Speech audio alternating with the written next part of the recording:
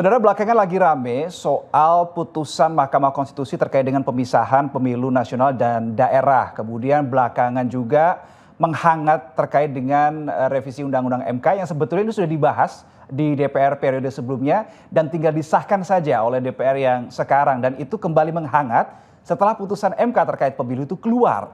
Nah, saya akan coba mendiskusikan, membahas terkait dengan hal ini bersama dengan Ketua Mahkamah Konstitusi 2003-2008 ada Profesor Jimli Asyidiki yang sudah bersama dengan saya.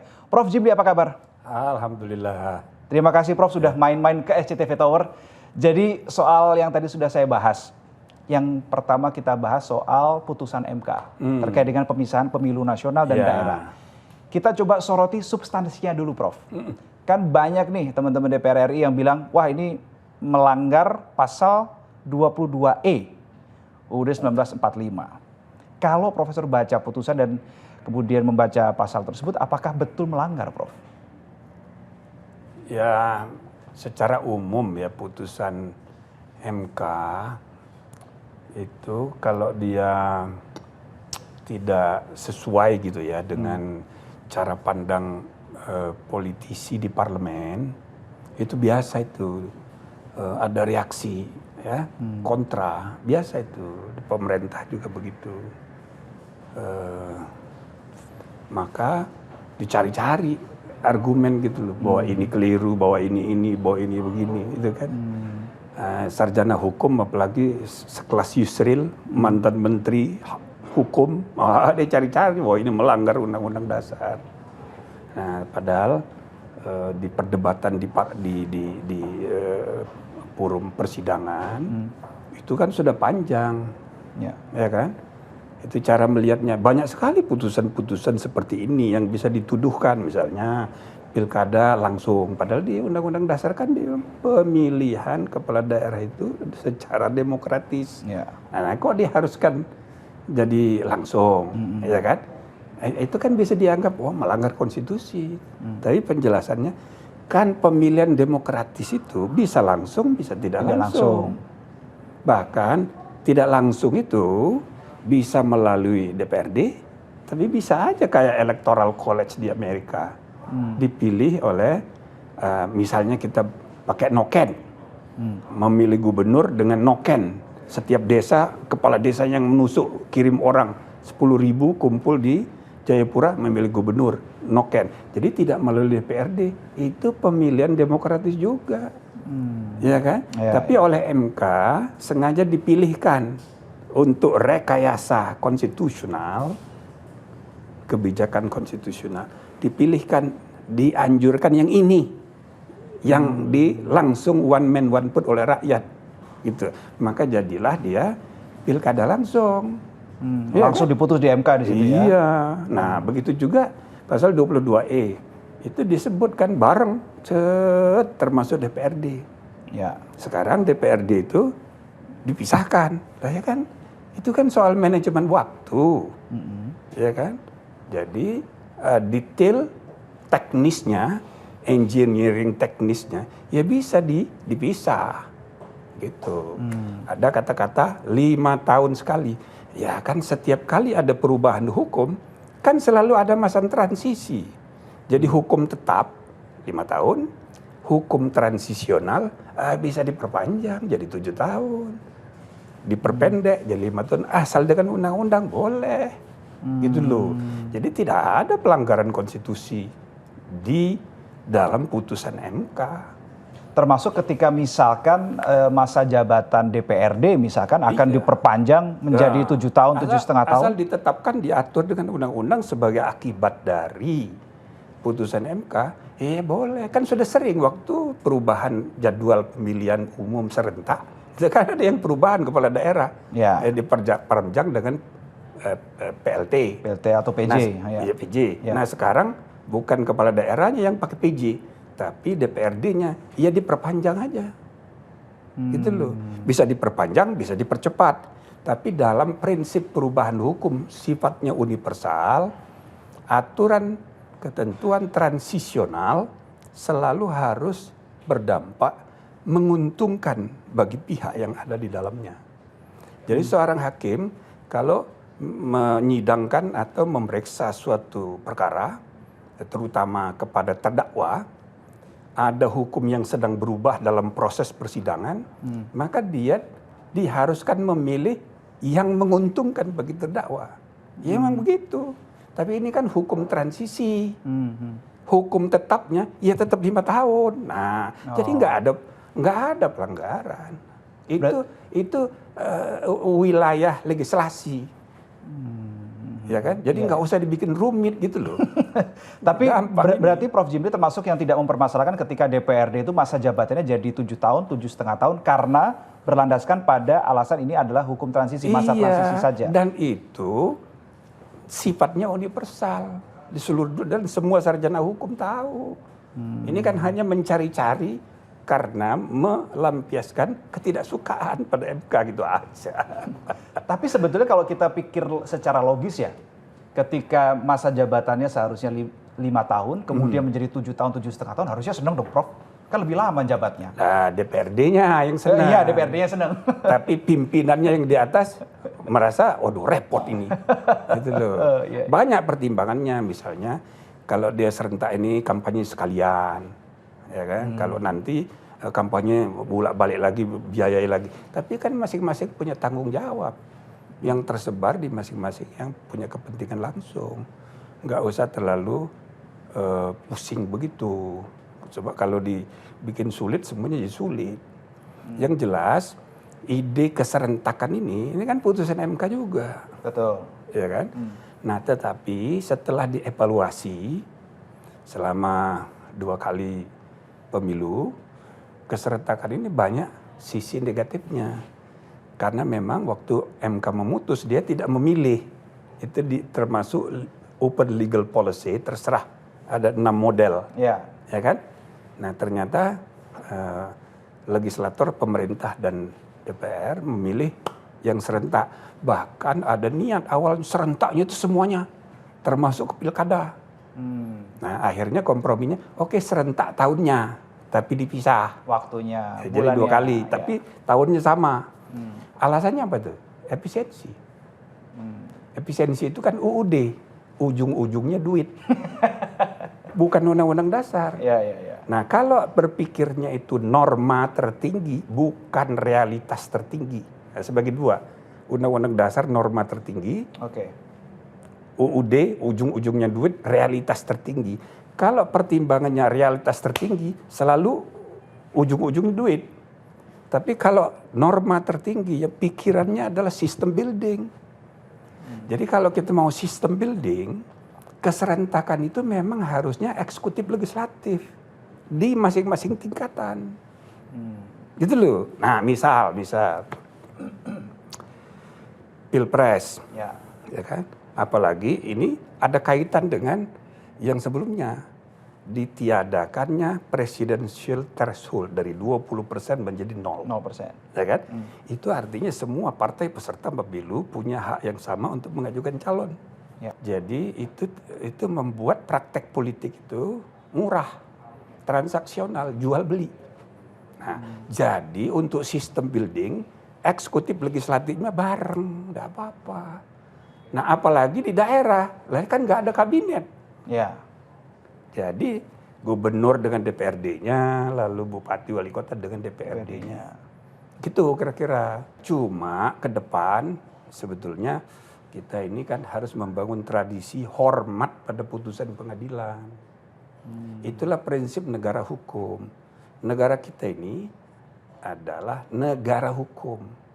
Kalau pasal 1 ayat 1, negara Indonesia ialah negara kesatuan yang berbentuk republik. Iyalah.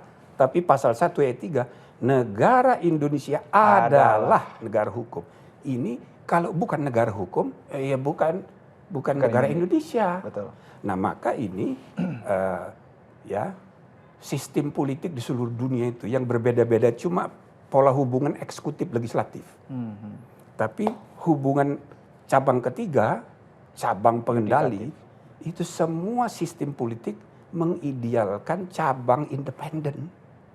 Maksudnya dia jangan tunduk di bawah tekanan eksekutif legislatif. Nah, maka sekarang yang marah ini eksekutif legislatif. Bareng marahnya ini. Itu loh. Kalau waktu putusan yang bersejarah nomor 90 Ya. yang sampai sekarang kayak sampai 2029 terus jadi omongan itu, ya kan? Ya kita harus sabar aja. Itu terpecah, eksekutif terpecah, legislatif juga terpecah. Maka hakimnya pun terpecah. Itu sangat tidak sehat itu putusan, ya kan? Pecah eksekutif, pecah ini. Nah, maka hubungan saling mempengaruhi terlalu ketara. Kalau di putusan yang terakhir soal pemisahan pemilu, yang ini yudikatif gimana? Jadi yang ini yang MK 9 orang ini kompak. Sedangkan eksekutif legislatif sama-sama marah. Yang ini kompak 9 orang. Ini yang soal pemisahan pemilu itu tadi? Iya. Kompak. Aliran Anwar Usman misalnya gitu. Ya. Aliran Arif Hidayat, Aliman Suhartoyo dan Saldi. Aliran mana lagi? Ada lagi misalnya, ya kan? Sama pendapatnya, termasuk Arsul, mantan DPR, mantan DPR dan wakil ketua MPR, sama pendapatnya. Dan itu sesudah melalui perdebatan internal dan juga perdebatan dalam sidang terbuka. Maka sebagai negara hukum, baiknya para pejabat eksekutif legislatif membiasakan diri untuk menghormati. Paling tidak pura-pura dalam hatinya kecewa, marah-marah, tapi jangan diomongin, mau maki-maki gitu, jangan. Jadi saya rasa wajar kalau tiba-tiba RUU MK segera mau disahkan gitu. Nggak tahu isinya apaan tuh. Jadi, oke, ini biar nyambung aja nih. Berarti Prof. Jimli mencoba melihat ketika ke-9 hakim MK ini memutus pemisahan pemilu nasional dan daerah, kemudian ada isu menghangat revisi Undang-Undang MK akan segera disahkan. Ini semacam dalam tanda kutip aksi balasan, counter attack kah dari DPR atau bagaimana? Atau memang belum disahkan begitu loh? Gimana, Prof. Jimli? Iya bisa begitu. Bisa begitu ya? Bisa begitu. Momentumnya ya membuatnya begitu. Walaupun sebetulnya udah didiskusikan panjang. Saya sendiri sudah bicara dengan Mahfud. Waktu dia masih Menko Polkam. Saya bilang itu cara pandang yang keliru. Nih pasalnya nggak boleh memecat Aswanto sebagai hakim hanya karena recalling. Itu jangan ditafsirkan orang kita. Bukan representasi. Bukan representasinya presiden, bukan representasinya Mahkamah Agung, bukan representasinya DPR. Jadi tidak ada itu dalam sejarah dikenal sebagai hak recall dari parlemen. Padahal sudah ada niat tiga-tiganya mau merecall satu-satu. Itulah. Itu kan kesepakatan politik. Dan dasarnya apa pada saat itu Prof. Jimli menunjukkan apa ke Pak Mahfud pada saat masih menjabat Menko Polhukam? Prosedur pemberhentian. Kedua, prosedur pengajuan usul. Di undang-undang itu sudah jelas. Saya ikut merumuskan undang-undang MK pertama itu. Ya kan? Nah, kemudian tidak ada evaluasi kemudian berkesimpulan bahwa ini harus di-recall, itu tidak ada dasarnya. Nah, tapi kalau DPR sudah membuat keputusan begitu dan mau kirim surat, waktu itu suratnya belum dikirim. Saya sudah bilang sama Pak Mahfud, seandainya surat dikirim, tolong yakinkan Presiden sebagai kepala negara, jangan diteken, jangan diterbitkan SK-nya. Dia punya kewenangan residu untuk tidak menjalankan permintaan dari DPR yang tidak sesuai prosedur undang-undang. Maka tidak bisa. Tapi baru berapa hari, seminggu kemudian keluar itu kepres. Alasannya, wah kita nggak bisa ini karena sudah diputus DPR. Lah ini bukan kepala negara, politikus ini namanya. Yang memang menghendaki wakil ketua MK dipecat. Nah itu jadi presiden. Dijadikan alasan untuk mengatur lebih jelas, tegas dalam undang-undang. Nah, seandainya itu terjadi, misal gitu, ya enggak apa-apa, nggak usah marah-marah MK-nya. Para pihak yang punya kepentingan, ajukan aja judicial review. MK batalin aja pasal itu, nggak ada masalah. Oh, jadi Anda menyarankan MK nggak usah terlalu apa-apa, karena ketika revisi itu disahkan, Iya. ada pihak yang meminta judicial review, mengajukan judicial review, Iya. bisa membatalkan di situ. MK punya kewenangan. Di situ terlihat dia memperlihatkan keutuhan kelembagaannya, independensi, ya kan, menolak dan menentang kebijakan yang disepakati eksekutif dan legislatif, ya kan, yang bertentangan dengan konstitusi. Mudah itu. Saya kok menjadi ini ya, jadi kebayang eksekutif legislatif versus yudikatif, adu taring kelihatannya kalau. Bagus. Oh, malah bagus, Prof. Bagus. 9 orang ya melawan kekuatan 58% suara rakyat di eksekutif dan melawan kekuatan 90% kekuatan rakyat yang sepakat duduk di legislatif. Nah, itu akan menunjukkan kualitas demokrasi substantif Indonesia berdasarkan Pancasila. Karena jumlah suara terbanyak, majority rules tidak selalu benar. Majority rule tidak identik dengan keadilan. Nah, maka minority right, voice of the minority, itu bisa mencerminkan kebenaran yang disepakati dalam konstitusi. Nah, maka 9 orang itu akan menjadi champion pada waktunya. Dan itu akan sangat berpengaruh pada indeks kualitas demokrasi Indonesia masa depan. Begitu juga dalam demokrasi politik, suara mayoritas itu yang menentukan. Kasak kusuk 9 orang, 8 partai, cuma 1 partai yang enggak itu, ya lewat itu, cepet aja. Yuk, tok langsung, 1 hari selesai undang-undang. Tapi tidak ada substansi musyawarahnya. Maka para ahli dalam sepanjang sejarah itu sudah merumuskan 2 macam sistem demokrasi. Formalistik, prosedural, mengandalkan jumlah suara. Substantif, itu tidak mengandalkan akal sehat. Walaupun yang muncul dari minoritas. Nah, gitu. Saya jadi ingat soal karena sudah membahas soal revisi Undang-Undang MK ini, salah satu poinnya, Prof. Jimli, itu kelihatannya, saya bilang kelihatannya berangkat dari ada kejadian Hakim Aswanto itu. Karena yang paling dikhawatirkan oleh beberapa pengamat saya baca, karena ada poin soal evaluasi hakim. Jadi masa jabatan Hakim MK itu ada 10 tahun, kemudian direvisi yang belum disahkan itu, di tahun kelima, lembaga pengusul itu bisa mengevaluasi hakim yang mereka usulkan. Dan gampangannya, bahasa gampangnya adalah kalau misalkan tidak sesuai atau misalkan tidak dianggap kurang perform oleh lembaga pengusul, maka bisa digantikan. Nah, itu salah satu poin revisi yang kemudian dikhawatirkan ini, kemudian pada saat itulah kemudian bikin undang-undang ini tidak jadi disahkan oleh DPR sebelumnya. Nah, gimana kalau melihat poin revisi soal hal ini? Ya, sebaiknya pasal itu ditiadakan, jangan, karena merusak independence of judiciary. Ya. Bener gak sih kalau ada pasal itu hakim itu akan tersandra gitu? Pasti. Kekuasaan kehakiman itu sejak tahun 45 ketika dirumuskan, itu sudah ada kata-kata, nah, negara Indonesia bukan Markstaat tapi Reichsstaat. Nah, pakai bahasa Jerman tuh.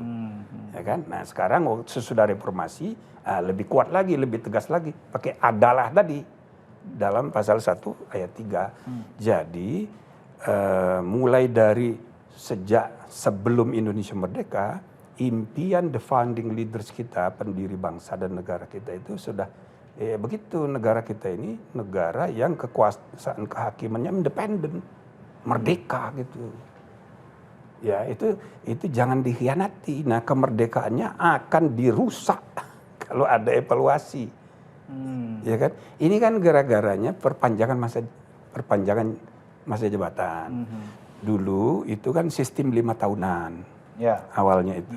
Nah, saya sendiri nggak terlalu suka itu, tapi ya dah sepakatkan masih baru 5 tahun. Dapat diajukan kembali 5 tahun. Ya kan? Jadi 10 tahun paling lama. Ya lah, jangan terlalu lama juga, ya kan? Biar jangan dia. Tapi setiap 5 tahun itu harus mengajukan baru, gitu. Nah, terakhir revisi undang-undang sebelum yang terakhir kemarin, itu sejak lama saya mengusulkan itu jangan pakai periode. Sebab periode 5 tahun itu periode politik, pemilu. Gitu loh. Jadi hakim itu jangan terganggu oleh periodisasi politik. Jadi jangan pakai periodisasi tapi pakai usia. Jadi usianya sampai 70 tahun. Mulainya dulu saya usulkan 60.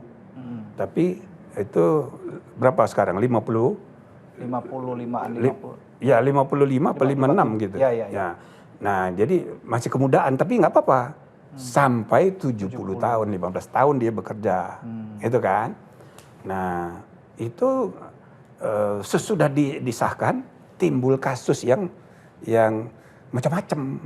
Di MK itu putusannya tidak disukai dan sebagainya ya. Termasuk soal 90,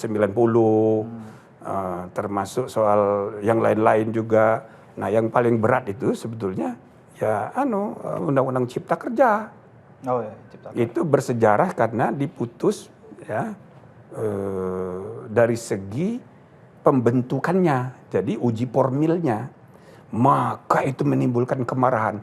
Itu sama itu. Kemarahannya itu eksekutif, legislatif marah semua. Cuma waktu itu ada dissenting.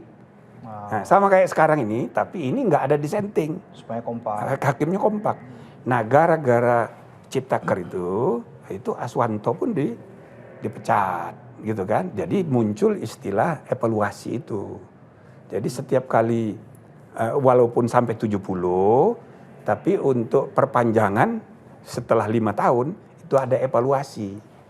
Oke lah, seandainya kita anggap itu bagian dari transisi, ya kan? Tapi untuk yang sekarang jangan lagi dong, jangan ada lagi evaluasi, kan sudah pakai usia.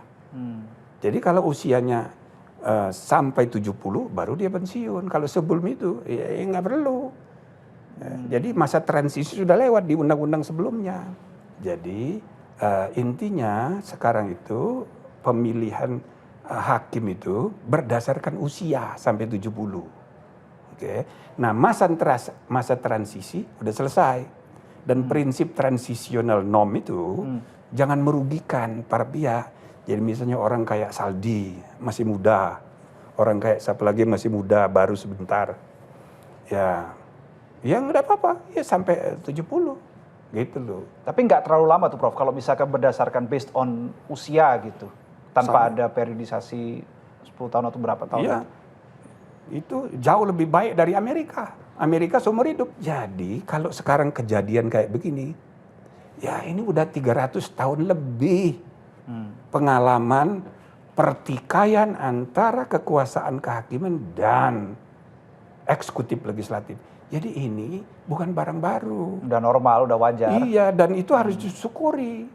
Semua negara yang mulai membuat MK, termasuk Rusia, termasuk Ukraina, Georgia, semua pernah ngalami yang kayak gini. Afrika Selatan pernah. Malah di Rusia itu MK-nya kayak dibubarin gitu. Dibikin konstitusi, perubahan konstitusi,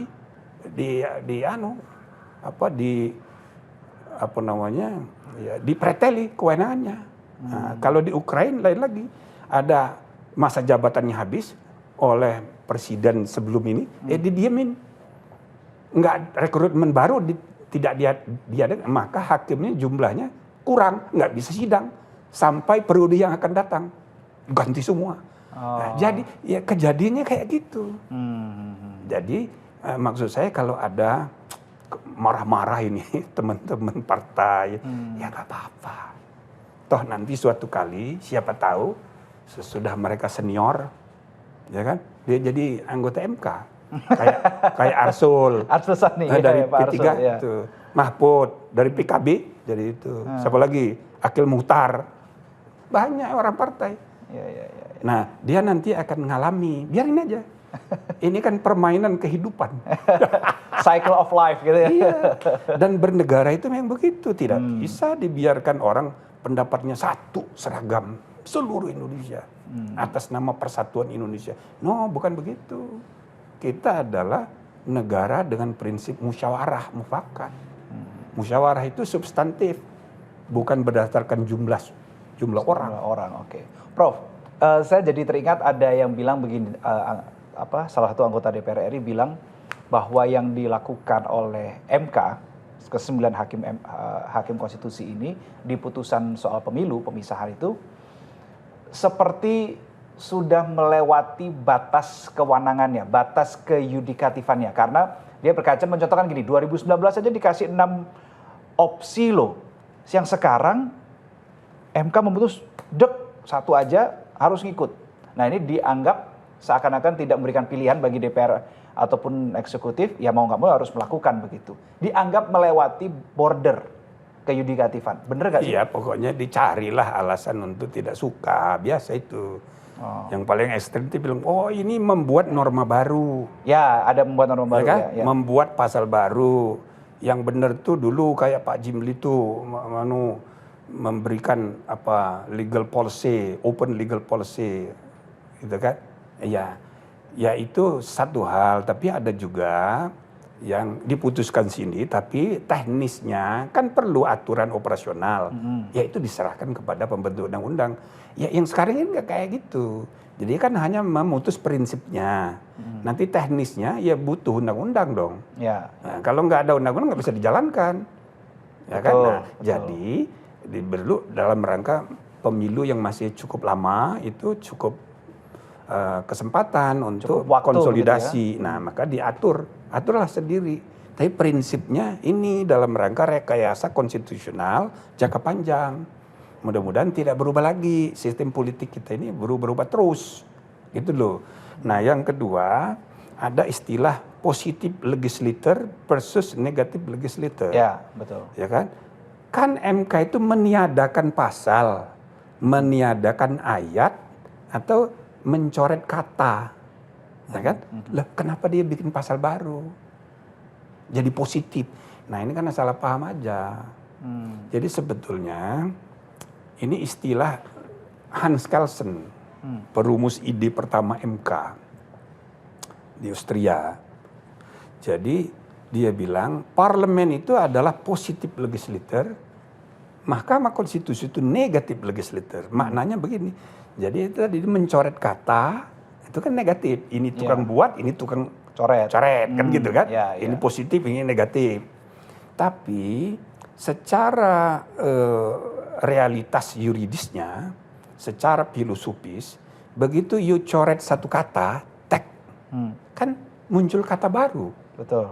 Maka otomatis dia membuat norma baru. Norma yang lama itu ada satu kata, norma yang baru hilang satu kata. Tapi kan norma jadi baru. Dilarang belok kanan.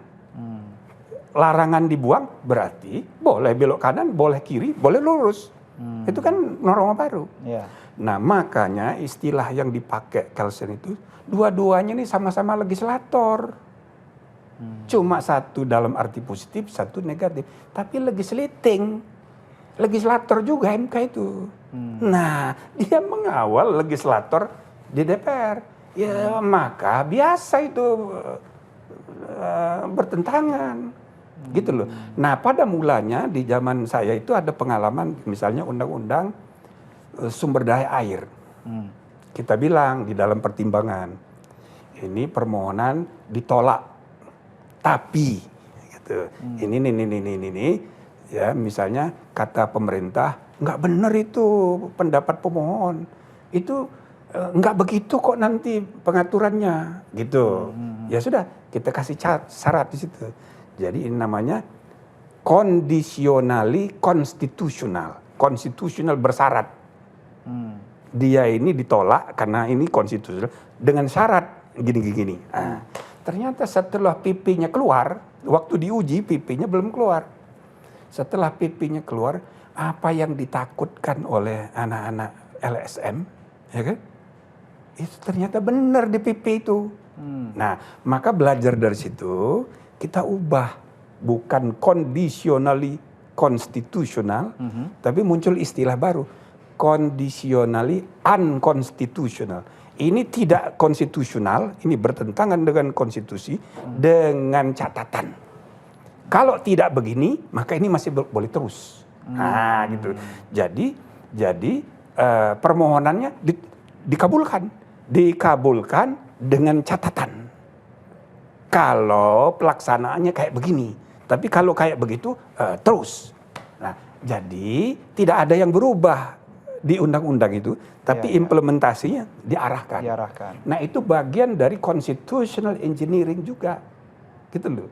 Nah, jangan dituduh, waduh ini mengarah-ngarahkan, emang kayak apa, 9 orang ini kayak apa namanya, kayak malaikat aja.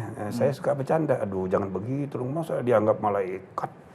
Malaikat kan banyak jumlahnya, ini cuma 9, ini lebih tinggi sedikit dari malaikat. Makanya kalau enggak ini jangan salah milih orangnya. Memilihnya jangan salah. Jadi jangan dianggap dia ini membuat pasal baru. Bukan, muncul norma baru secara otomatis. Karena ada hilang satu kata, ada hilang satu kata, 2 kata gitu loh. Lalu pertimbangan ratio decidendi-nya atau pertimbangan hukumnya, pertimbangan hukum itu ada 2. Ada yang namanya obiter dictum, dikta, ada yang disebut ratio decidendi. Nah, ya, ratio decidendi itu pertimbangan substansi putusan. Nah, itu mengikat. Kalau yang kedua itu enggak. Itu obiter dicta, itu data-data biasa aja penunjang. Nah, jadi putusan itu di samping amarnya ada juga dilihat baca. Gitu loh, di substansi pertimbangan. Nah, tapi kadang-kadang misalnya pasalnya panjang. Ya. Lalu dicoret 4 kata. Daripada di dalam uraian pertimbangan orang nggak baca, maka lama-lama MK membuat kebiasaan baru. Apa itu? Dimuat di amar. 1, permohonan pemohon dikabulkan sebagian. Pasal ini sepanjang menyangkut ini itu dinyatakan bertentangan dengan konstitusi. 3, dengan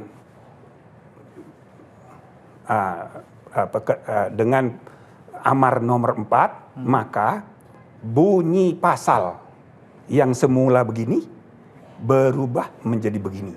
Maka orang, loh ini bikin pasal baru. Gitu. Itu salah memahami maksud amarnya saja. Gitu loh. Salah paham atau pura-pura salah paham biar ada alasan. Iya, bisa salah paham. Tadinya ini dimuat di pertimbangan. Cuma kadang-kadang nggak dibaca, maka nggak dilaksanakan. Maka oleh MK, yaudah dimasukkan aja, tek biar jelas, di amar. Ya kan, sehingga langsung mengikat.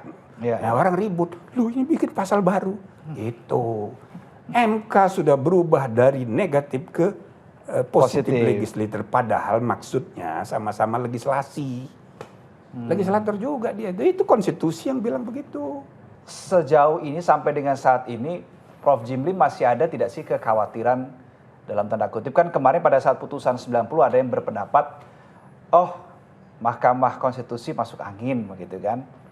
Di sekarang ini masih ada kekhawatiran itu tidak, Prof? Kalau yang terakhir ini karena mereka kompak, saya rasa sudah lumayan ini. Tapi kan terus-menerus harus diawasi.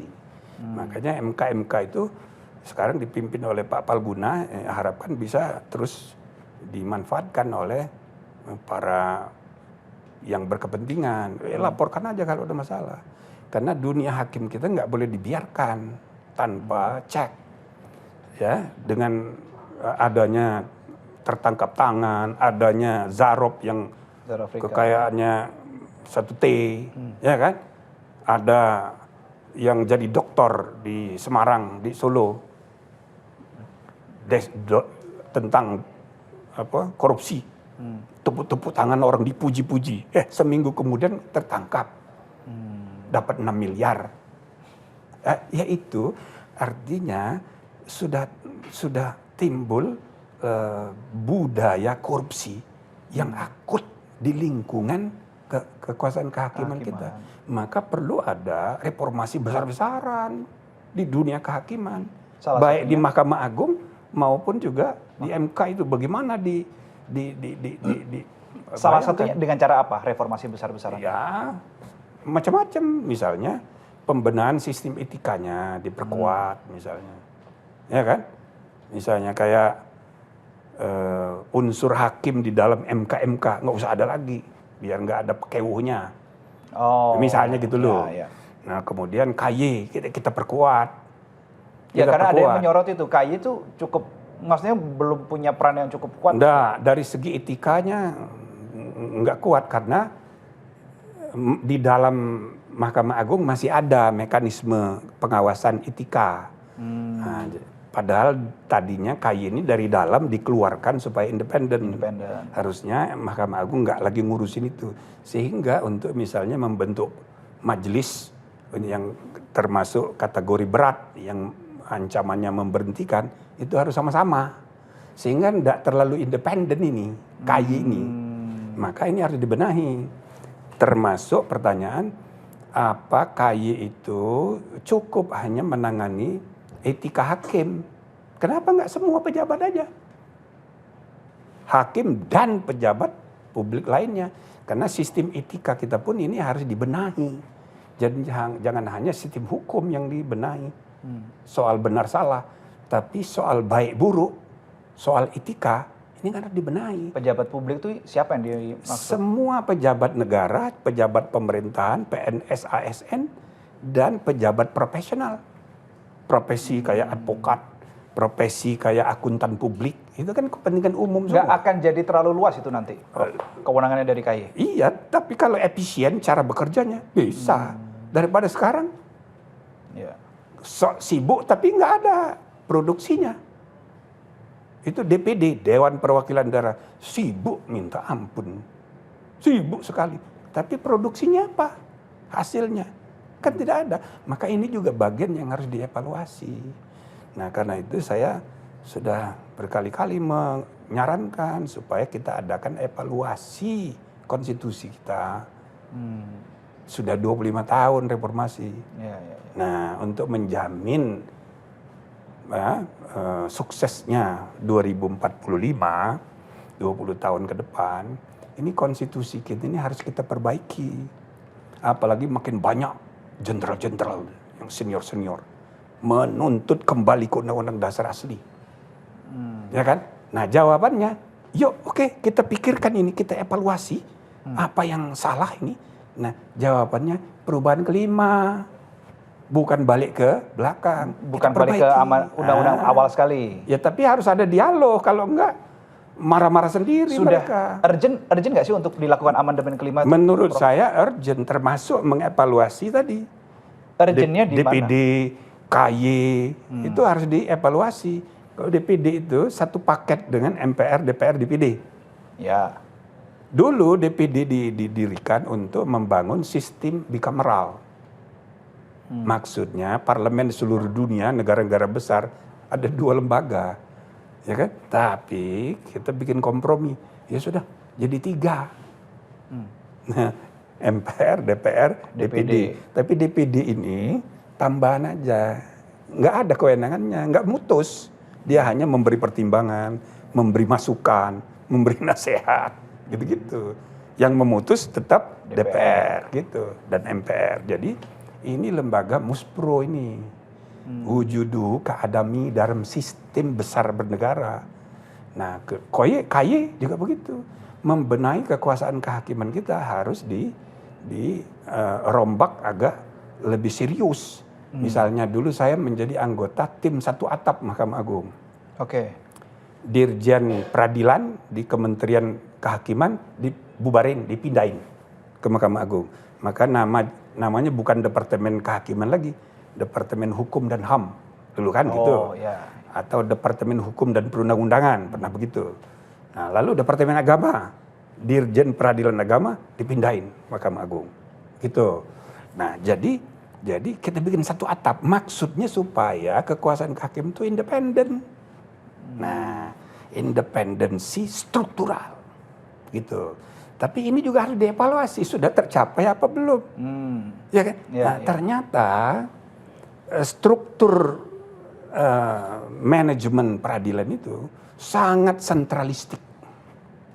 Maka kedudukan Mahkamah Agung, ketuanya adalah Ketua Mahkamah Agung yang menandatangani keputusan mengangkat dan memberhentikan ketua-ketua pengadilan seluruh Indonesia di bawah tanggung jawab dia. Itu menciptakan budaya kerja yang sangat paternalistik dan sistem komando. Nah, itu berpengaruh pada independensi hakim dalam menangani dan memutus perkara.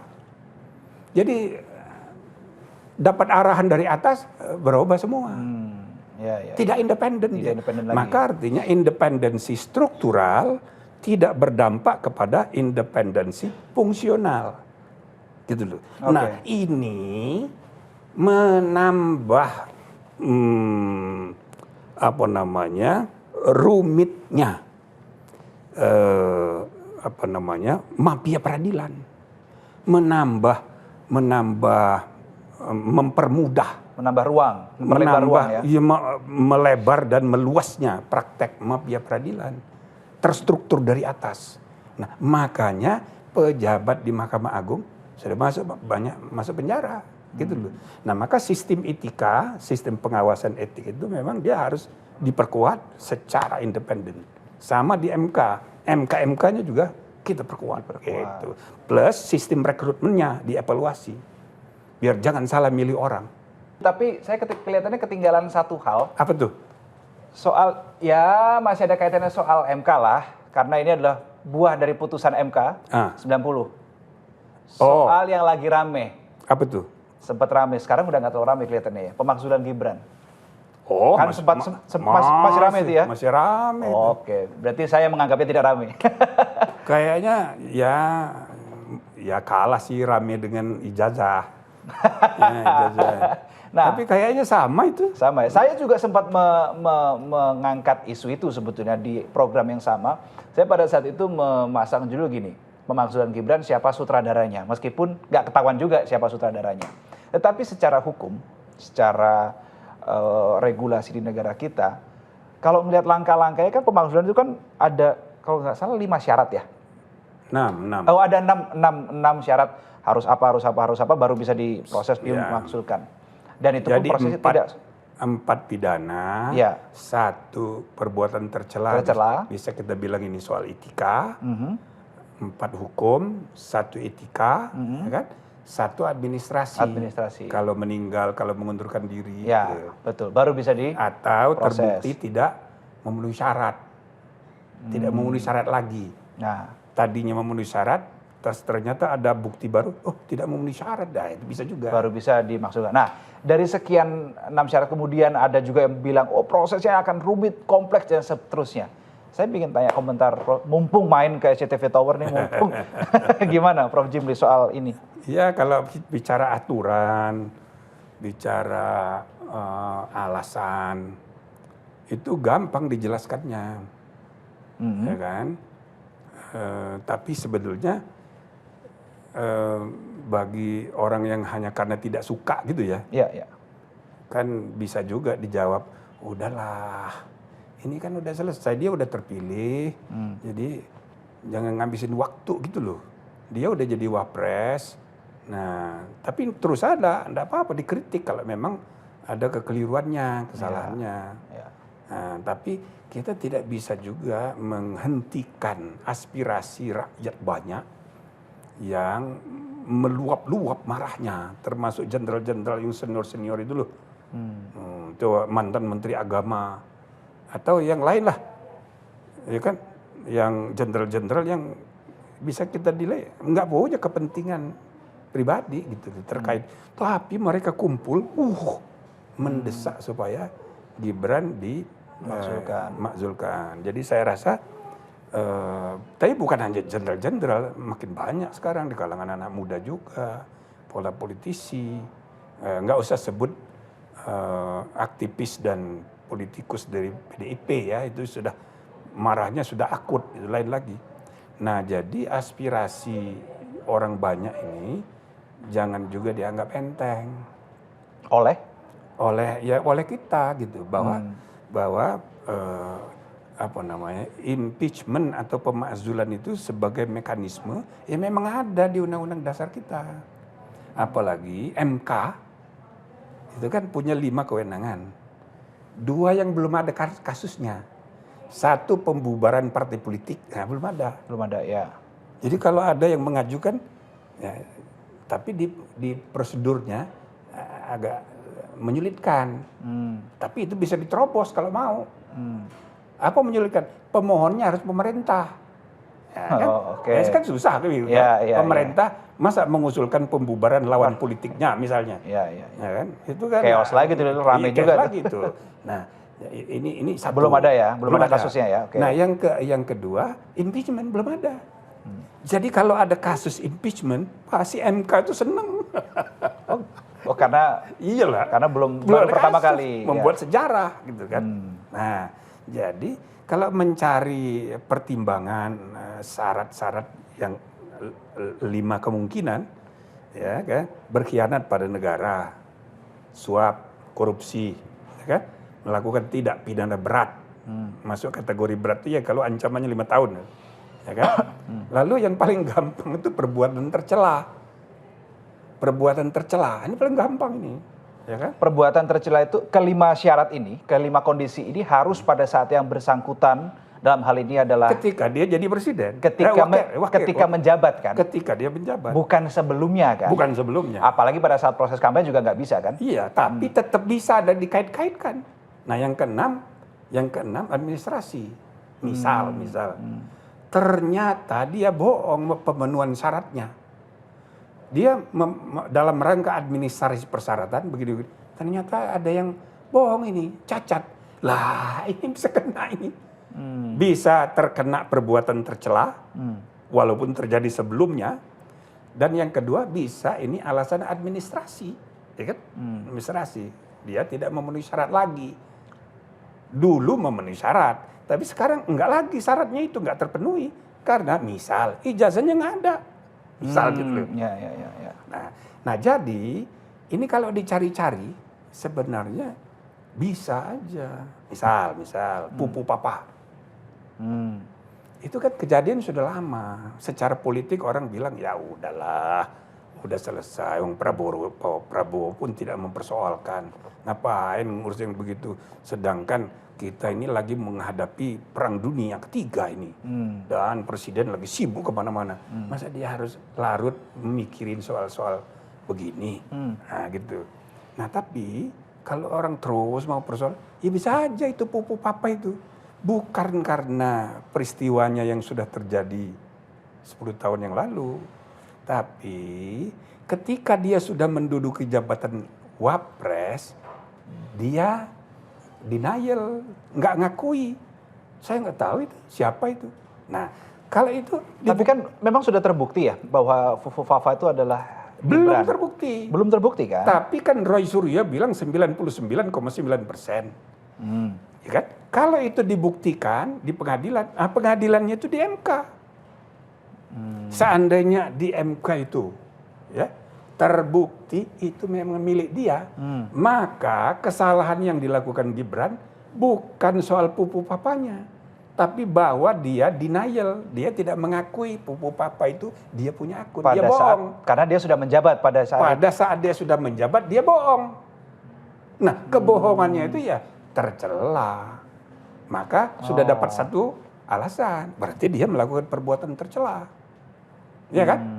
Nah, ada lagi yang dianukan oleh para jenderal itu, atau ya dosen dari UNJ itu, ya kan, dokter aktivis itu, hebat dia, gigih orangnya.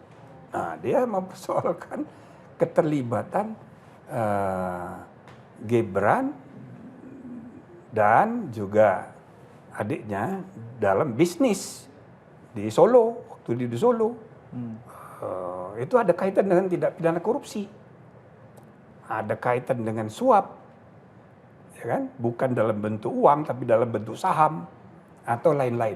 Nah, misalnya tuduhan-tuduhan kayak begitu itu bisa dibuktikan di pengadilan, dan tentu pengadilannya bukan pengadilan biasa. Kalau pengadilan biasa itu satu hal, itu bisa dijadikan alat bukti di MK. Tapi MK itu dibentuk memang untuk mengadili, termasuk peradilan pidana, ya, untuk orang yang sedang menjabat. Kalau dia lagi menjabat, nggak bisa diadili di pengadilan biasa. Ya, harus MK. Harus di forum prepiligiatum namanya, di MK. Nanti kalau dia nggak menjabat lagi, baru dikorek-korek lagi kasus lamanya, itu baru bisa di pengadilan negeri. Jadi itu bisa juga. Gitu loh. Nah, cuma ini mekanismenya itu harus dimulai dari DPR. Ya, suratnya kan udah masuk di DPR nih. Iya. Nah, itu sudah benar. Sudah benar itu ya? DPR itu harus membuat keputusan 2/3. Dukungan Betul, 2/3 kali 2/3. persyaratannya. Ya. Gitu loh. Sebelum masuk ke MK nantinya. Iya. Kalau nggak 2/3 kan nggak masuk juga kan endingnya? Jadi terserah kepada DPR untuk menyerap aspirasi dari rakyat pemilihnya. Itu bagaimana? Nah, biasanya teman-teman di DPR itu kan punya hitung-hitungan, kemungkinan ini, kemungkinan mungkin nggak ini. Kalau nggak mungkin, ya nggak akan jalan. Karena dia akan menghadapi tentu Kimplos. Maka untuk mencapai angka 2/3 kayaknya susah sekali itu. Berarti pemakzulan ini akan hanya karena sebatas meramaikan pemerintahan saja. Makanya kalau menurut saya ya, para tokoh ya menyadari bahwa ini harus dijadikan pelajaran. Jangan lagi kayak gini. Kayak gini tuh kayak gimana? Jangan lagi timbul mekanisme yang begitu rupa untuk memuluskan anggota keluarga dalam politik, misalnya gitu ya. Yang kedua, bagaimana profesionalisme para hakim di MK diperbaiki. Yang ketiga, mekanisme pemilihan presiden wapres ini harus dibenahi. Nah, cara berpikirnya mesti ke depan. Jadi jangan larut ke masa lalu, buang-buang waktu, energi gitu loh. Nah, bagaimana? Contoh misalnya, saya menyarankan dalam rangka perubahan kelima Undang-Undang Dasar, bagaimana kalau wapres itu nggak usah dipilih langsung oleh rakyat. Lalu siapa yang memilih? Dipilih oleh MPR saja. Begini. Pertimbangannya apa itu? Nomor 1. Berarti nggak sepaket ya presiden dan wakil presiden? Enggak. Berarti yang dipilih rakyat cuma presidennya? Iya. Oke. Supaya pertama, presiden itu tidak perlu negosiasi dengan partai-partai, ya, terutama ketika kemarin 20% itu, ya kan? Wah, harus rame. Karena rebutan kursi cawapres. Iya, jadi yang ini udah disepakati, tiba-tiba kabur tempat lain. Saya tahu yang dimaksud siapa. Kabur ke Masuk sini, lagi. kabur ke situ gitu loh. Iya. Jadi ini leadership-nya itu tidak sehat, tidak utuh. Permainan perdagangan. Jadi sangat tidak sehat. Maka sebaiknya wapres itu betul-betul orangnya presiden yang dia percaya. Jadi bukan orang yang karena ngepop. Jadi yang ngepop itu cukup presidennya. Ini wakilnya itu untuk kerja. Membantu supaya dia sukses. Maka presiden yang memilih sendiri. Tapi dia ajukan ke MPR. Sesudah dia terpilih, dia ajukan nih calon wakil saya. Misalnya tolong dipilihkan 1 dari 2. Maka misalnya ada yang dari partai, ada yang misal non partai, profesional. Yang dari partai kita mau ambil ketua umum partai terbesar dalam koalisi. Nah, 1 lagi yang misal supaya nggak ngadu antar partai, ya kan? Satunya ambil dari luar sama sekali, misal. Profesional ya. Ya kan? Atau bisa juga partai terbesar, dua partai terbesar, ketuanya dijadikan dua calon, disuruh pilih di MPR. Maka Wapres itu punya jaringan dukungan yang mayoritas di MPR, sehingga secara politik ke dalam presiden ini menjadi makin kuat, dan si wakil ini ya kan bisa diharapkan bekerja efektif. Tapi popularitas itu semuanya ada di tangan presiden. Kekuasaan terpusat di tangannya presiden. Wakil itu untuk kerja. Gitu loh. Maka nggak usah satu paket. Sudah ada yang pernah melakukan hal ini negara-negara lain? Nggak harus niru negara lain. Kalau negara lain itu kayak Prancis, kayak Rusia, presiden cuma satu. Iya. Yang namanya wakil tidak ada. Tapi dia yang menunjuk Perdana Menteri yang dipilih oleh parlemen. Prancis juga begitu, presiden yang mengusulkan Perdana Menterinya untuk mendapat persetujuan di parlemen. Tapi itu kepala pemerintahan. Ya. Kalau yang saya maksud nggak begitu. Tetap dia adalah wakil kepala negara dan wakil kepala pemerintahan. Tapi untuk kerja efektif. Gitu. Saya sudah menduga dari awal kalau misalkan hal ini diusulkan dan kemudian muncul ke publik, pasti ada yang bilang akan menihilkan peran masyarakat untuk bisa dapat pemimpinnya secara langsung dong.